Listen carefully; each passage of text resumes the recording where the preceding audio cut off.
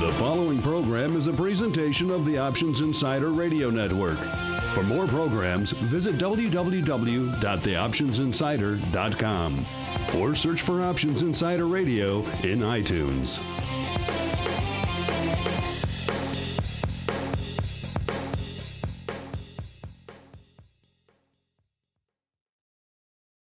This is the Options Industry Council's Wide World of Options. Before we start today's show, investors should know that options involve risk and are not suitable for all investors. You should not enter into an options transaction until you have read and understood the risk disclosure document, characteristics and risks of standardized options. This brochure is available by visiting www.optionseducation.org or by calling 1-888-OPTIONS. OIC makes no recommendation with respect to any financial firm. OIC does not make any warranty as to the accuracy, usefulness, timeliness, or the continued availability or existence of information created or maintained by others. Multiple leg strategies involve multiple commission charges. Opinions and strategies expressed by others are not necessarily those of OIC, nor does OIC endorse, warrant, or guarantee products, services, or information described or offered by such firms. Commissions, fees, margins, interest, and taxes have not been included in any of the examples used in this show. These costs impact the outcome of all stock and options transactions. Consult your tax advisor about any potential consequences.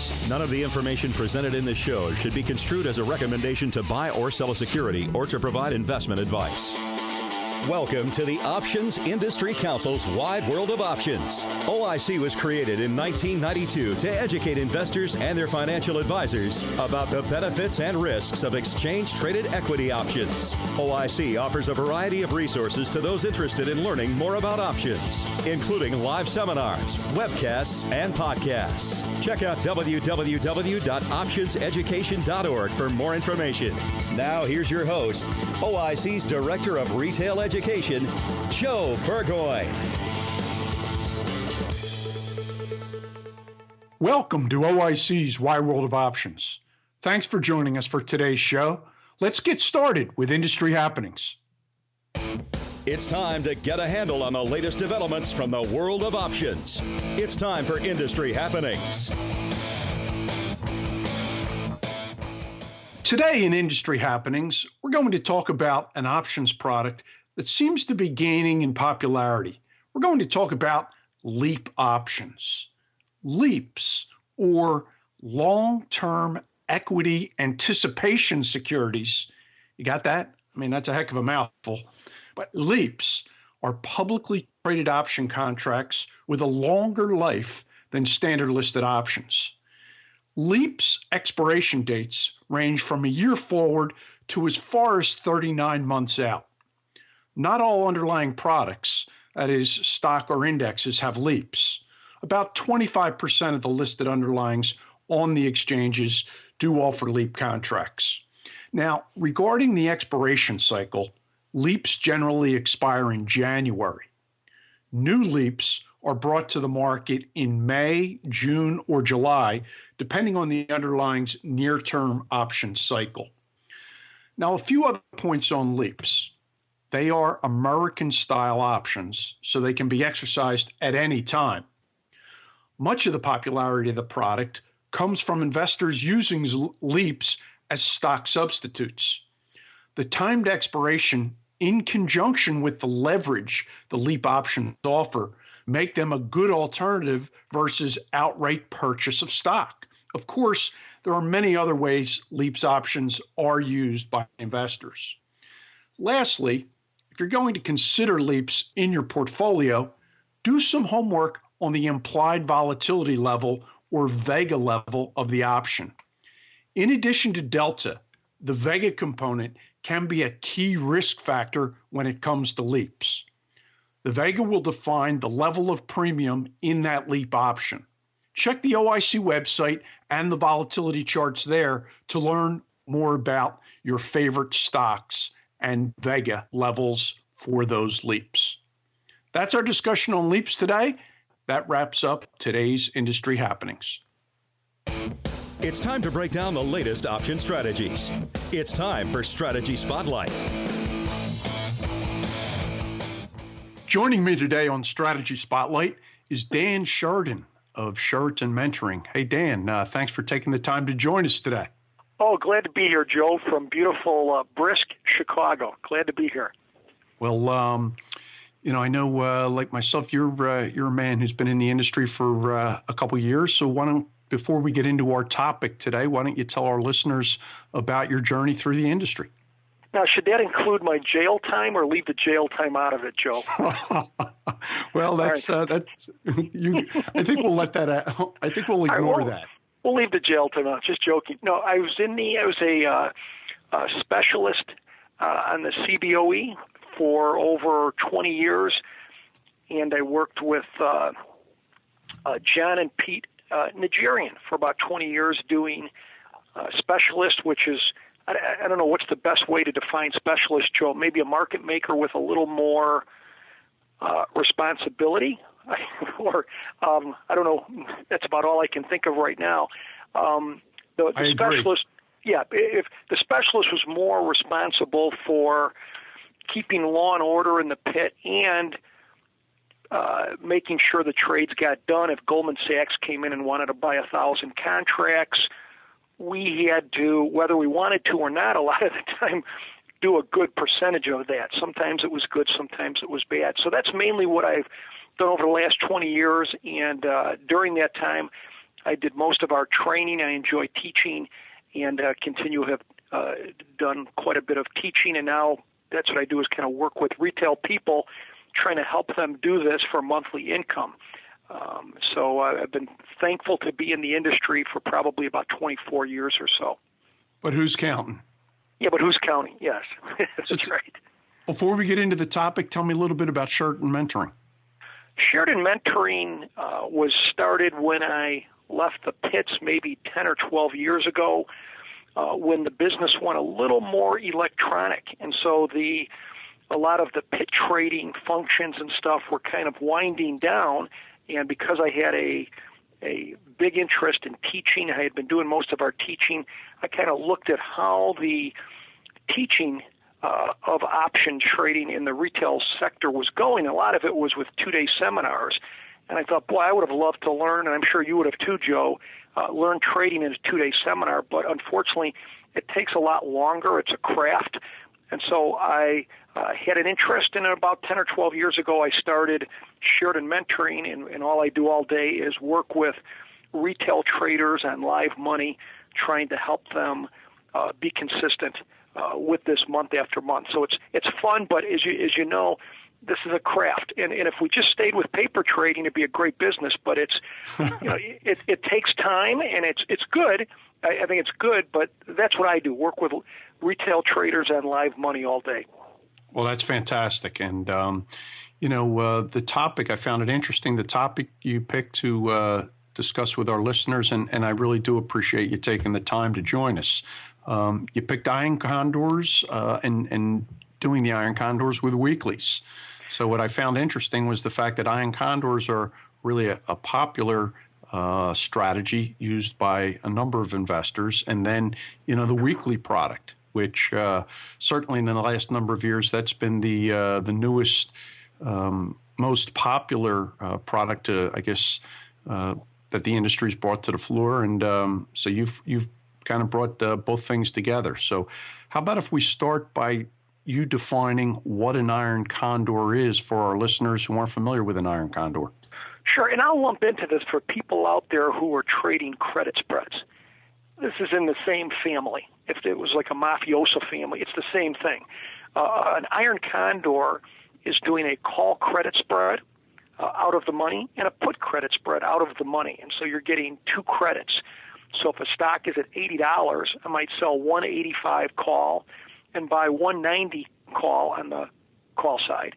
And on the put side, maybe sell a 75 put and buy a 70 put. So an Iron Condor is a call credit spread plus a put credit spread.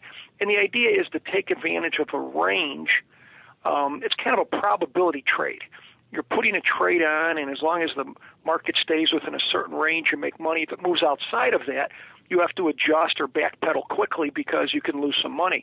Now, a credit spread would just be simply doing the call side or the put side. With the SPX at, historic levels here, somebody may say, instead of doing a put credit spread and a call credit spread, this month I might just do the call credit spread because we're in the upper end of the range. So they kind of go together, but that's what an Iron Condor basically is.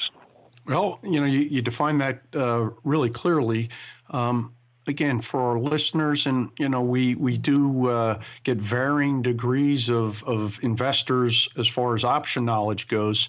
And one of the cool things about our industry is all the wild terms that are out there. Whether it's condors, Christmas trees, what have you. But let's differentiate an iron condor from a regular condor, and maybe also a butterfly as well, if you would, Dan. Sure. And I think an Iron Condor, if I can, I lose track of what's, Joe, you may have to help me. I lose track of what some of these names are myself. But to my best of my knowledge, an Iron Condor is going to be a call credit spread out of the money and a put credit spread out of the money. That's an Iron Condor. An Iron Butterfly is the same thing, okay, but there's going to be one difference. An Iron Butterfly is a call credit spread and a put credit spread, same as an Iron Condor. So someone may say, well, then what's the difference? The only difference between an Iron Butterfly and an Iron Condor is an Iron Butterfly, your credit spread in the calls is going to be at the money, and your credit spread in the puts is going to be at the money. So, for example, stock is at $80. I'm going to sell 180 call and buy 190 call on the call side. So I'm doing a credit spread at the money.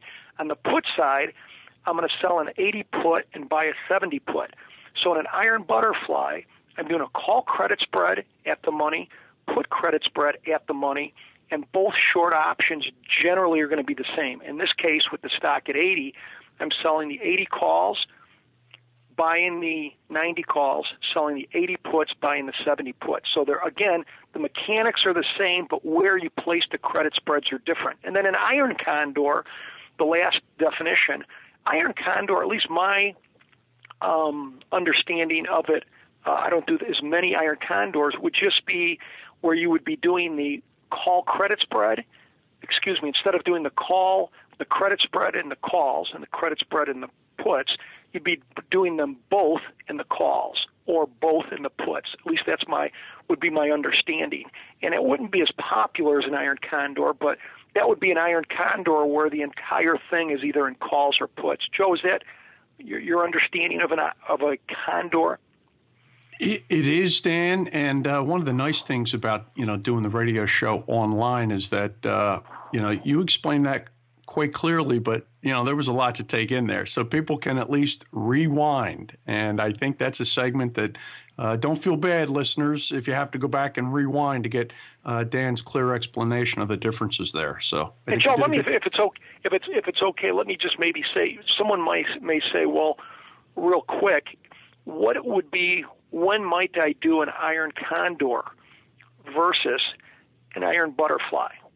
And generally, if I could just maybe give a quick thing there, Joe, is generally if the option volatilities are higher and you think they're going to decrease, an Iron Butterfly generally would do better because you're selling at the money with more time premium. So if the option volatilities are high and I think they're going to decrease, I may favor a butterfly because I'm selling the at the money options. And the other difference is, if you look at the difference between an Iron Condor and an Iron Butterfly, because an Iron Condor is a little more out of the money, the call side and the puts, you have a little better probabilities, a little higher probabilities of success, but because you're getting less credit, your risk will be higher.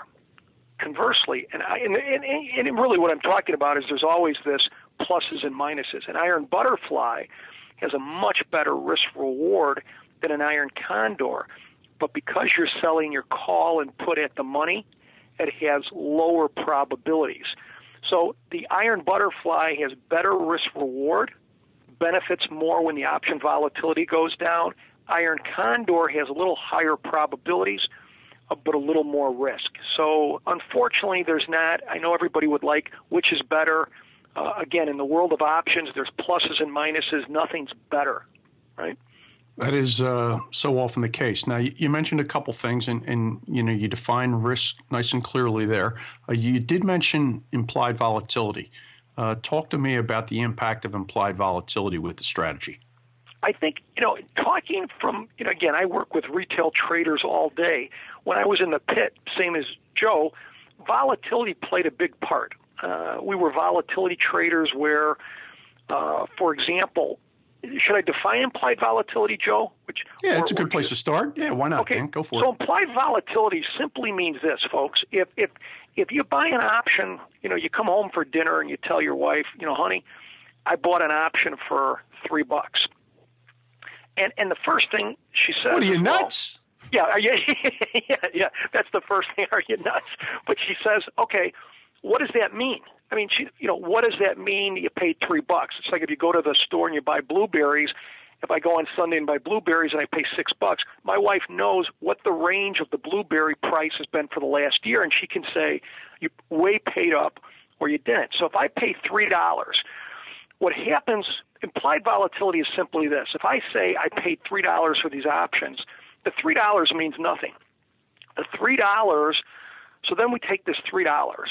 And implied volatility just means when you take a pricing model like the Black-Scholes or whatever, we already have this market price of $3. What volatility do we have to put in the Black-Scholes model or whatever pricing model that'll spit out $3? So once we put in volatilities, it's whatever volatility we have to put in the Black-Scholes model or whatever to get us $3. Once we get that number and say, okay, now I can tell my wife, that $3 I paid, it's a 15 volatility. Okay, so now we have a measurement. Now I go back and look over the last year like I would with blueberries and say, look, the range is 15 to 30 over the last year in terms of volatilities. I paid 15. So that means from a volatility point of view, from a pricing, hey, it's on the lower end. It's a good price. I bought the blueberries at a good price.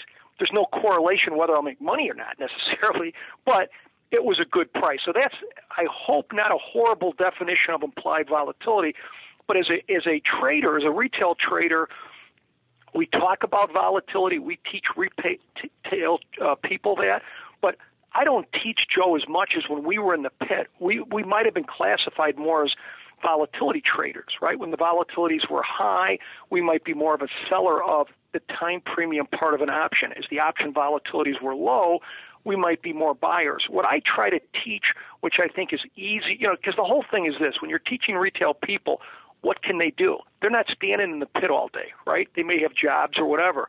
So what I try to teach is help them become a craftsman. Hey, you're going to be in 2 or 3 products: IBM, Russell, and Netflix. And Russell, you're going to trade some Iron Condors every month. And I think by putting somebody in the same vehicle, same strategy, you develop them into a craftsman. When we were in the pits, most of the time we weren't trading a million things. We were trading, X amount of vehicles, but we traded them all day and we got to know them. So I think in the retail community, I try to teach them something that I think they can do. Picking direction every day is difficult.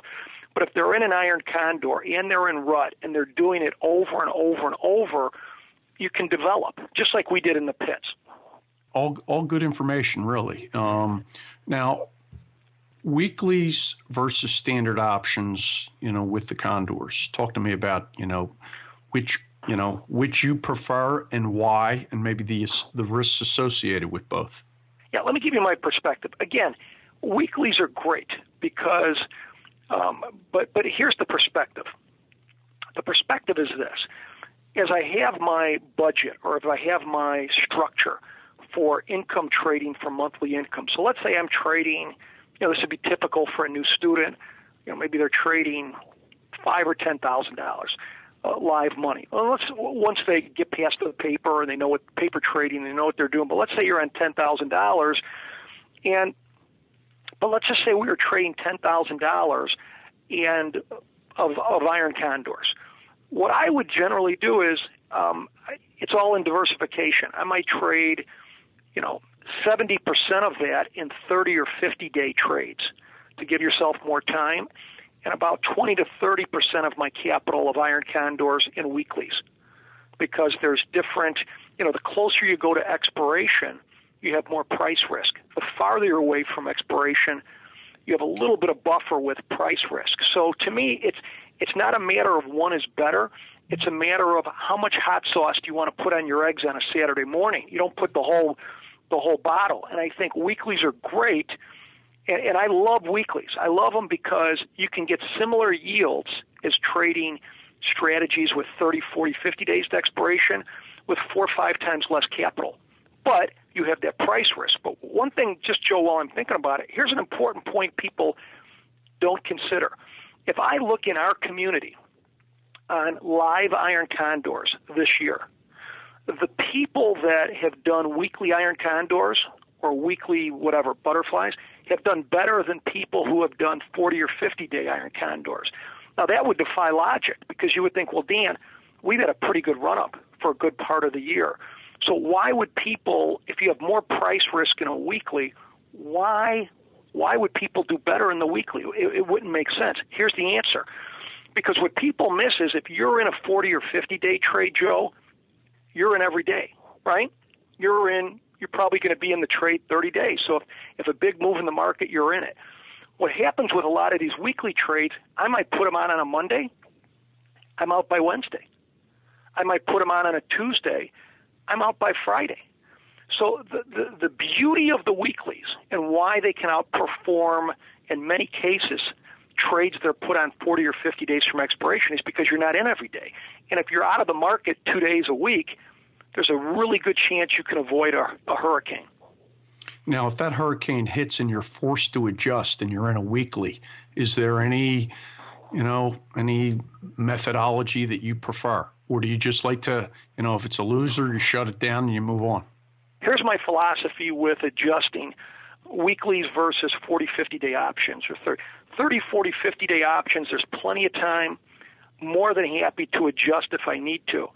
Generally, as a guideline, in most cases, except for maybe the first day of a weekly if it goes against me, generally when I'm doing Iron Condors, no adjustment.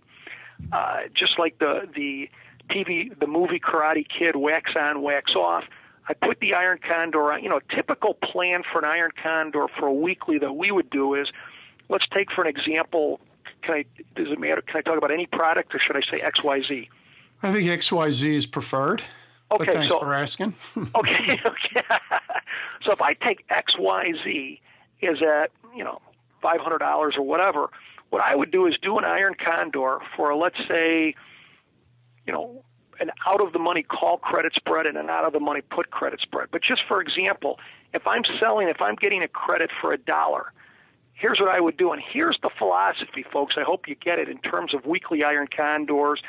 And again, in this weekly, I would include, Joe, up to maybe 12 or 13 days, because, you have these, I don't know what the right term for these extended weeklies or shorties, but, right. What do you call them? Extended weeklies. But okay, I don't know, that's just what I happen to call them. Yeah, and that sounds good to me. But, so whether we go 7 days from expiration or 8 days from expiration or 13, to me they all are kind of together, short-term trades. But here's the idea, folks. I would put an Iron Condor on, let's say, one I do in a particular vehicle. We'll call it XYZ to change the names to protect the innocent. But I'll put it on every Monday at, let's say, $1. And before you go further, you put it on for $1. What's your risk? Yeah, the most you can make is $1. Yeah, the most I can make is $1. The risk in this particular case could be $9, right? In this particular Iron Condor. So okay. I'm but bringing in that by itself. Sorry to, but that by itself. I mean that dollar credit, or the size of the credit, is strictly determined by how close to at or out of the money your spread is.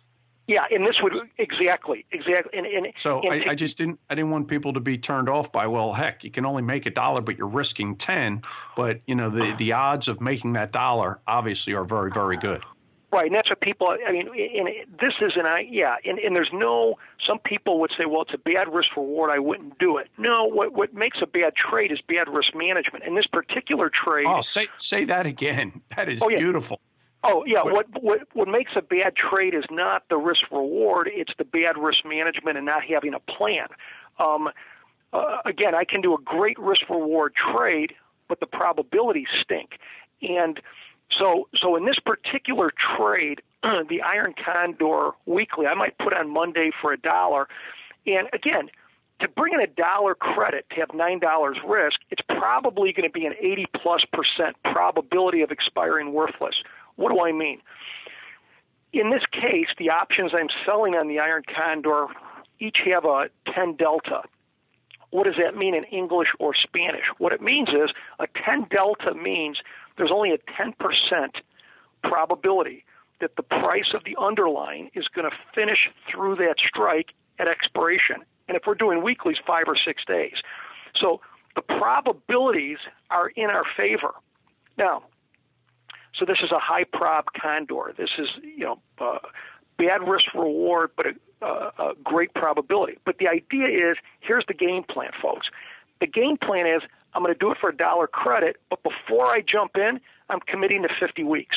Because if I'm doing a probability trade, can I play this week, skip next week because I'm scared, skip the next week because there's news coming out, and then play? I can't do that if I have probability. So the idea is I'm going to play 50 weeks. I'm going to win most of the time, but here's the most important part about managing Iron Condors. Here's good news, folks. There's no options knowledge required. Now let me clear this out. There is options knowledge required, but what I'm going to tell you, the most important thing, we can't say I didn't understand because he was talking Greek or something. The most important thing is this. If I'm bringing in $1 credit and I'm going to win most of the time, obviously we know we can't lose $9. So I would have an order in at my brokerage firm to buy it back. Generally, it may be, if I sell it for $1, right, $1 credit, if the spread goes to, that I sell for $1, Joe, if it goes to maybe $2.30 or something like that, I've got to kind of find a sweet spot. Let's face it. If I sell it for $1, how much do I really want to lose? Nothing. But if I say I want to lose nothing, I'll never make it through these trades, right? We have to give it some room. So generally, I'm going to sell it for $1. If it gets to like $2.30, that means I've lost $1.30, right, which is a little more than my credit. I just get out. So the risk management doesn't depend on me. I have an order in with the broker at all times to take it off, and I run it like that every week I put it on. So it's not this week, what do I think, or what do I think, and you put it on 50 times. That philosophy is very foreign to retail people. They can't get out of their pajamas without saying, which way is the market going, and should I do this, and this is a probability game. I put it on every week. There's no adjusting.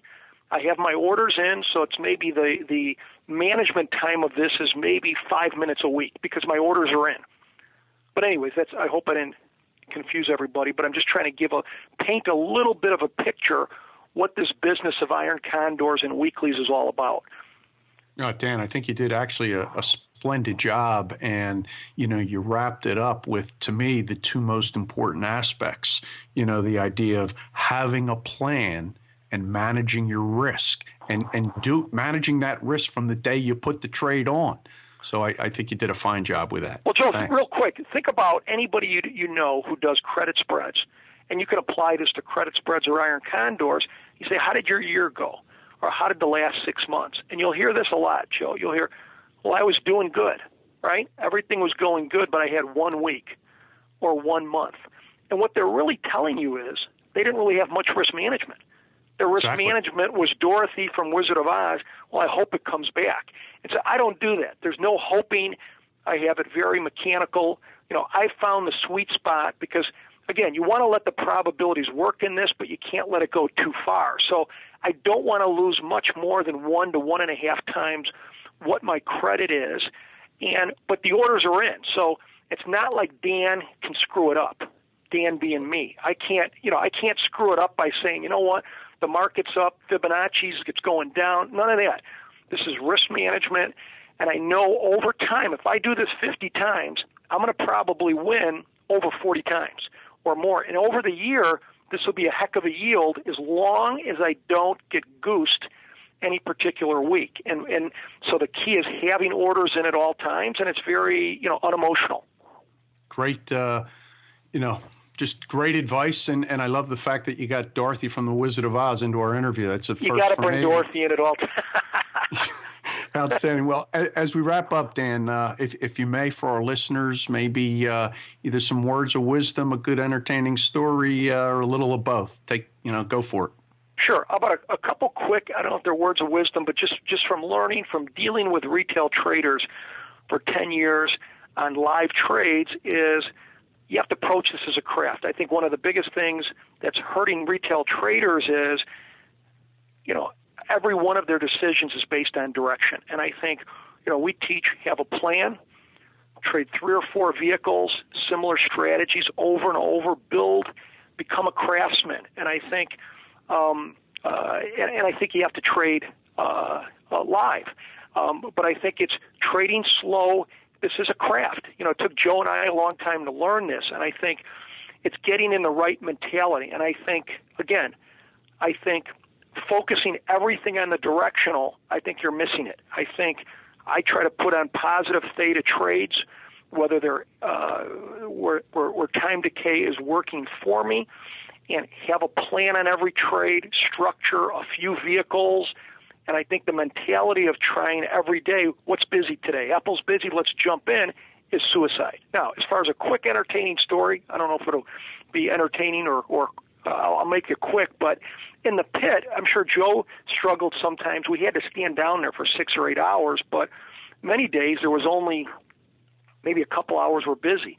So what do you do? What do guys do all day? Well, they talk about sports. They make fun of each other, right? And they sit on these steps, the pits.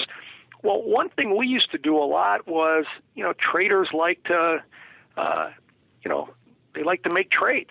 And so I remember being in the Micron pit with Pete Nigerian and Barry, who was, his dad was, I think, a famous bookie in Chicago. Barry was an entrepreneur trying to work his way through college. You don't blame him.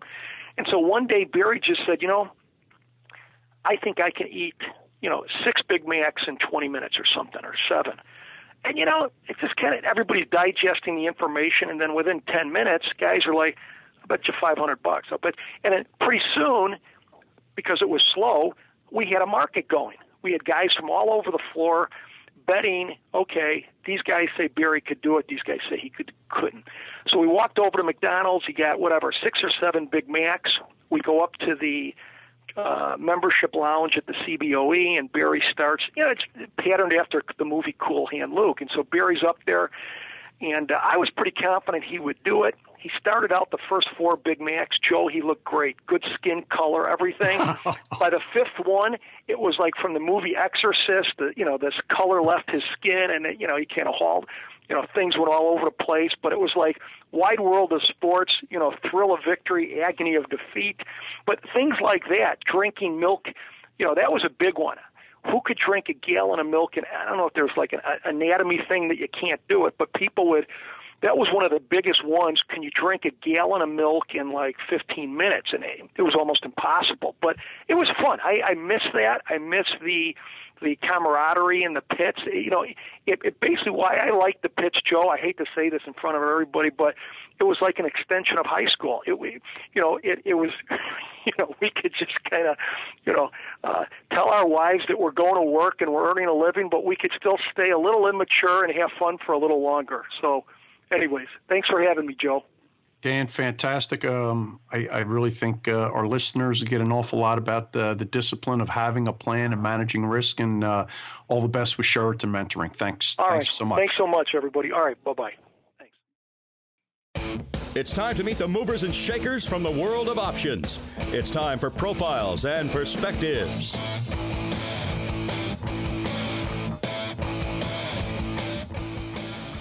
Now joining us on Profiles and Perspectives is Joe Harwood, Director of Investor Services for the OCC. Hello, Joe. Hi, Joe. How are you today? I'm fantastic. How are you doing? I'm doing great. Thanks for inviting me. Well, thanks for joining us. I would like to ask you to tell our listening audience about yourself and also the team you work with down there. Well, we've got a great group of guys and one gal. We're split between two cities, Chicago and the DFW area. DFW. Where's DFW? DFW is Dallas-Fort Worth. Oh, okay. So Chicago I'm in and Texas. Dallas. All right. Chicago and Dallas. That's right. Yes, I've been fortunate enough to manage this group of folks for quite a couple of years, and we've got a great camaraderie, a great team spirit. I spent quite a few years on one of the trading floors, a couple of different trading floors actually, and in capacity of starting out basically as just a know-nothing clerk, and just kind of learned along the way. It's been quite a few years, but I know I don't show it maybe verbally, but I know I do physically, and it's been a great ride. We really like the instrument, the whole idea of the option, and evidently the public does too, because except for last year when we were slightly down, we've been setting record volume years for quite a few years now. So, well, I think you and your team can take full responsibility for that, right? Well, I think we might play a minor part. We like to think we have a role in that. Well, you mentioned a phone number. Let's be sure our listeners have that phone number. Would you mention that again? Sure, and I can mention it even before we end as well, but it's 1-888-OPTIONS. And options is spelled out as 678-4667. And so I'm sorry, Joe, when can investors call you and the team? We are open every trading day from 7:30 a.m. until 5 p.m. Central. There's a few Mondays during the month when we will close an hour and a half early for training purposes. But the Monday after the standard expiration, we're always open until 5. So pretty much every day until 5 Central Time. Wow. I mean, that's just, I'm not sure how many of our listeners are aware of that. So if an investor had a question and they were looking for a recommendation, are you the guy to call? Well, we can't give recommendations. We can't give trading advice. Come on now. But we can recommend places to look for information. We can provide a lot of education. What we do is really we provide free information and free education. And I was pulling your leg. I do. Walk me through a typical day, if you would, and the different resources that you have at your disposal. Yeah, just tell our listeners about a typical day. Well, we'll open the phones up at 7:30, and depending on what's happened overnight, we might get people calling immediately. We also have a chat line too. We have an online chat that's open about a half an hour later than that, and we have obviously email as well, options at the OCC or investor services at the OCC are the email addresses. So we can be contacted in a number of different ways. Okay. But the day starts off with providing stats and so forth for people that are looking for them, or showing them where they can find them, providing information on contract adjustments. We can only obviously provide what's publicly known, but a lot of information is publicly available on both of the OCC-sponsored sites. One of them is the OIC website, which is mainly geared towards education, strategies, free courses, free classes, free seminars. The list of the seminars, how to register, where they're located, is on that site.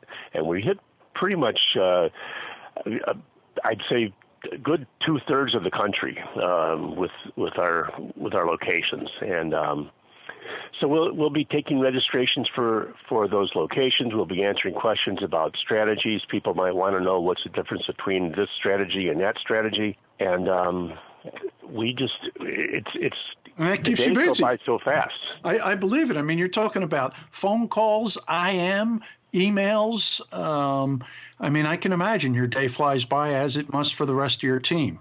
How about how are you able to keep everything straight with so much going on? I mean, is there a secret? Well, the secret pretty much is like the secret to trading. A lot of research and a lot of communication. Anybody that's keeping up with the markets, the exchange websites are always good sources for information about their products. Right. And that goes for anything that's new coming out. Like just this past week, they started trading the mini options. There's talk about other products coming down the pike, and I would say the best way to keep informed on those is through the financial websites, the exchange websites. But we also, And do you want to leave read a lot. you want to leave your cell number so folks could call you at home as well? Call me at night. Actually, they can actually call that 888 number and leave a message and get a call back too when we're closed. We don't take calls at midnight, but we will call back the next day.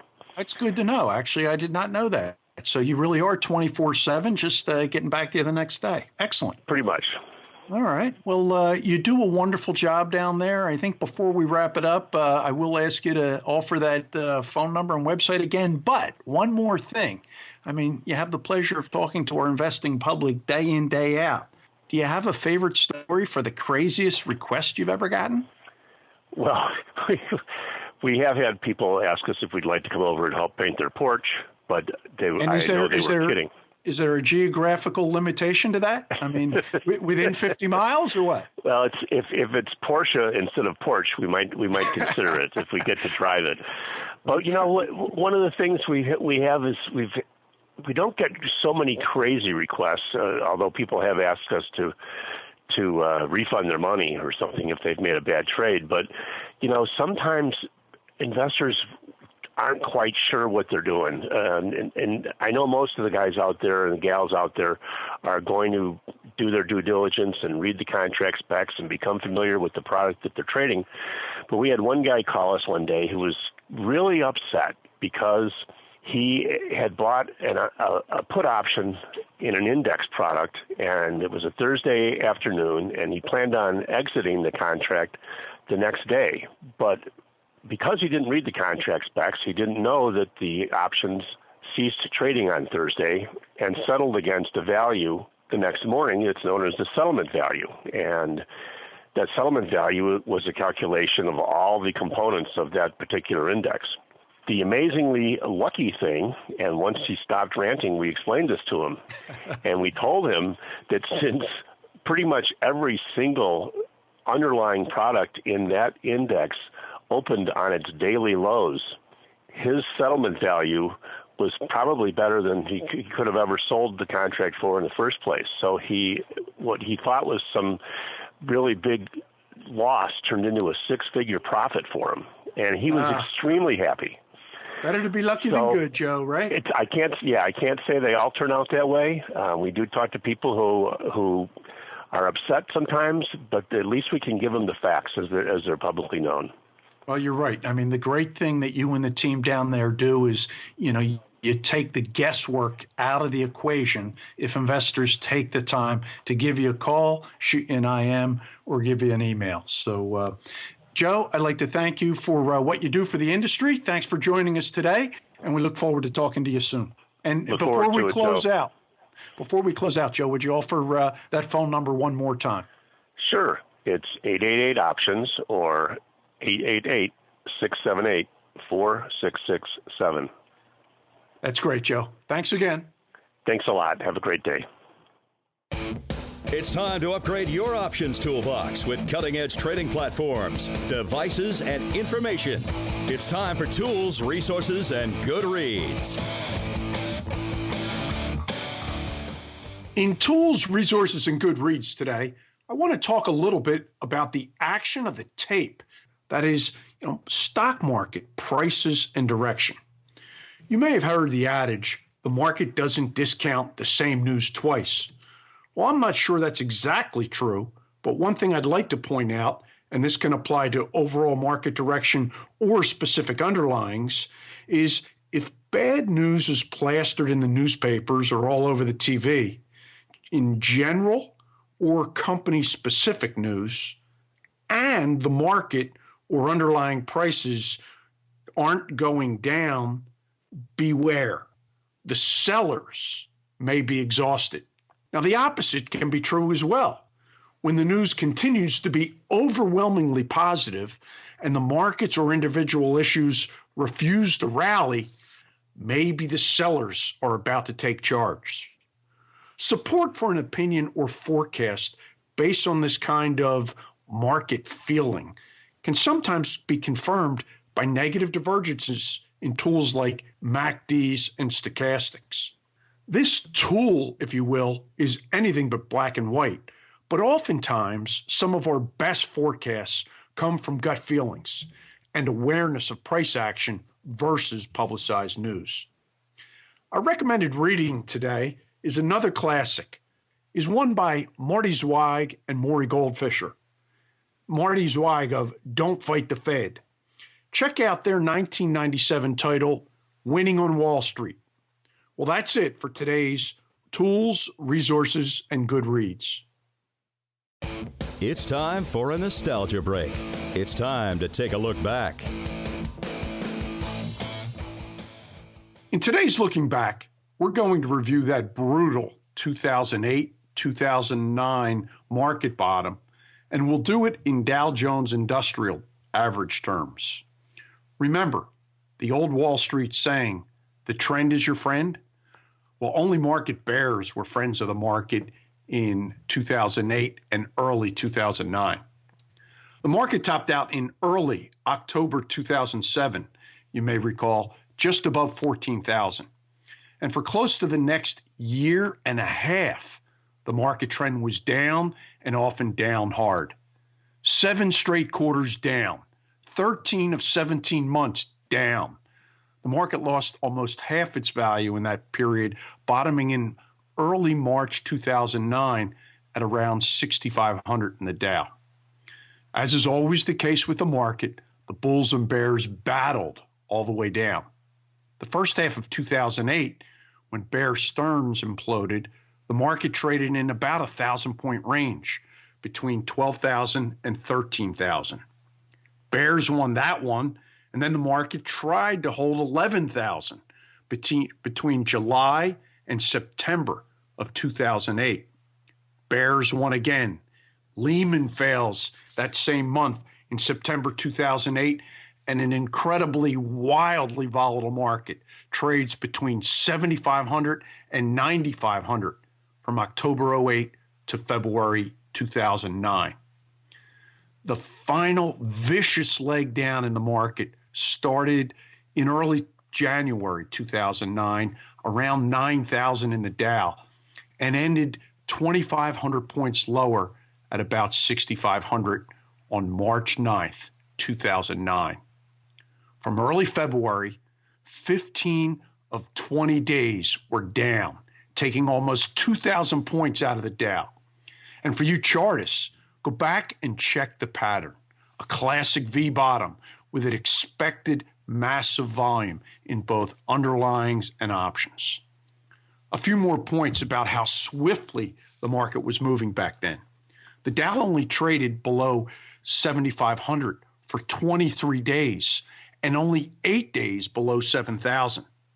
From a trading perspective, what made this such a difficult time, in my opinion, was the length of the bear market, a year and a half. By the time the bulls were finally ready to seize the day in March 2009, most investors were thoroughly worn out. I know I was.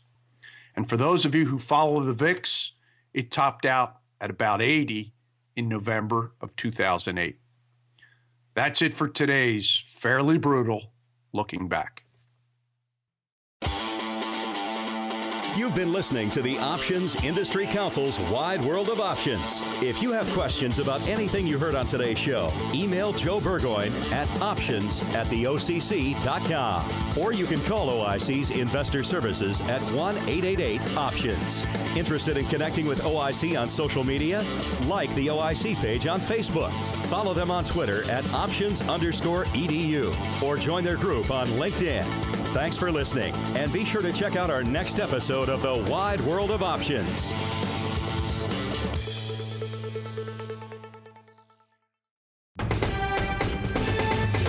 The preceding program was a presentation of the Options Insider Radio Network. For more programs, visit www.theoptionsinsider.com/radio or search for Options Insider Radio in iTunes.